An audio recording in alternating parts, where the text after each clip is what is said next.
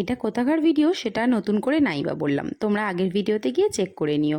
তো স্টার্টার তো কমপ্লিট, এবারে যাচ্ছি মেন কোর্সের দিকে। মেন কোর্সে কী আছে সেটাই তোমাদেরকে দেখাই। প্রথমে আছে মাছের রেসিপি, তারপরে আছে চিকেন কষা, তারপরে মাটন কষা। আর আমার প্রতিদেবের ফেভারিট হলো মাটন কষা, চিকেনের থেকেও আগে মাটনটা খেতে ভালোবাসে।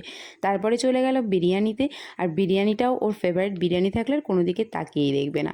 তো এখানে পোলাও রয়েছে, তার সঙ্গে রয়েছে বাটার চিকেন, পনির, এঁচোড়, এছাড়াও চিংড়ির বিভিন্ন রকমের রেসিপি। আর স্যালাডেও রয়েছে কত রকমের ভ্যারাইটিস, দেখতে পাচ্ছ।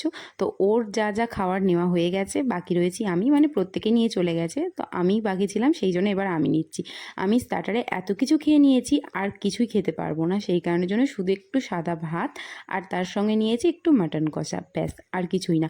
ও হ্যাঁ, কিছু না বলা ভুল হবে, একটুখানি পাঁপড়ও নিয়েছি।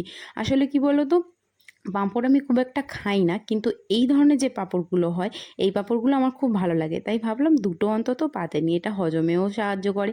আর ডেজার্টে রয়েছে প্রচুর কিছু জিনিসপত্র, কেক থেকে শুরু করে মিষ্টি, তারপরে ছোট ছোট যে লাল মিষ্টিগুলোকে কী নাম বলে আমি ঠিক জানি না। তারপর রয়েছে পায়েস, না সরি পায়েস নয়, রাবড়ি, সন্দেশ, আরও প্রচুর কিছু রয়েছে।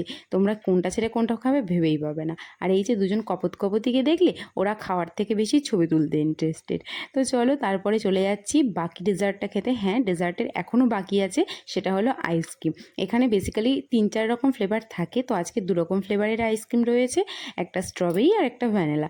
তো আমি 2 রকমই একটু একটু করে নিয়েছি, যেটা ভালো লাগবে সেটা খাবো, বাকিটা আমার প্রতিদেবকে দিয়ে দেবো সেই জন্যে। আর হ্যাঁ, আমি যেহেতু বলেছিলাম আমাদের দুজনের বার্থডে একসাথে, তাই সেলিব্রেশনও একসাথে করব, সেই জন্য এখানে চাইলে তোমরা বার্থডে সেলিব্রেশনও করতে পারো, সেটা ওদেরকে আগে থেকেও জানাতে পারো বা পরে এসেও জানাতে পারো, তার জন্য ওরা তোমাদেরকে ব্যবস্থা করে দেবে। তো দুজনেই একটা কেক কাটলাম, আর মাথায় এই যে হ্যাপি বার্থডে টুপি পরে দেখছো, তো এটা আমার খুব খুব ভালো লেগেছে, আর খুব মজাও করেছি। তারপরে ওখান থেকে বার হয়ে এসে মলটাও একটু ঘুরে ঘাড়ে দেখছিলাম, কারণ এখনও কিছু মল দেখা বাকি আছে। কিছুটা আমরা ঘুরেছি, কিছুটা এখনও বাকি আছে, ভাবলাম সেটাই ঘুরে গাড়ি নিয়ে তারপরে বার হয়ে যাব এখান থেকে। তার জন্য একটুখানি সেলফি তুলছিলাম, একটু ফটো তুলছিলাম, আনন্দ করে ওখান থেকে বার হয়ে চলে এসেছি আমরা ঢাকুরিয়া লেকে। হ্যাঁ, আমিও এখানেও কোনো দিন আসিনি জানো তো, তো এই ফার্স্ট টাইম আসছি, সেই কারণের জন্য প্রচুর প্রচুর মজা করেছি। দিনটা তো প্রচুর আনন্দে কেটেছে। আর লেকে একদম ঢুকে প্রথমেই যে জায়গাটা ছিল, সেই জায়গাটা পুরো ফাঁকা ছিল, এই দুপুর টাইম বলে কি জানি না, বাট পুরো ফাঁকা, আর খুব একটা লোকজনকেও দেখলাম না। এতটা ভালো লাগছিল কি বলবো, এখানে বসে প্রায় ঘন্টাখানেক মতনই সময় কাটিয়ে দিয়েছি, কারণ ট্রেন আসতে এখনও 2 ঘন্টা লেট রয়েছে, সেই জন্যে এতটা পিসফুল লাগছিল তোমাদেরকে কি বলবো। তারপরে চলে আসার আগে ভাবলাম ঘুরে ঘুরে বাইরে আশপাশে যেগুলো আছে সেগুলোও একটু দেখি, মানে লেকটাকে বেশিটা আর কি ঘুরে দেখার চেষ্টা করলাম। তো যাই হোক, ভিডিওটা তোমাদের কেমন লাগলো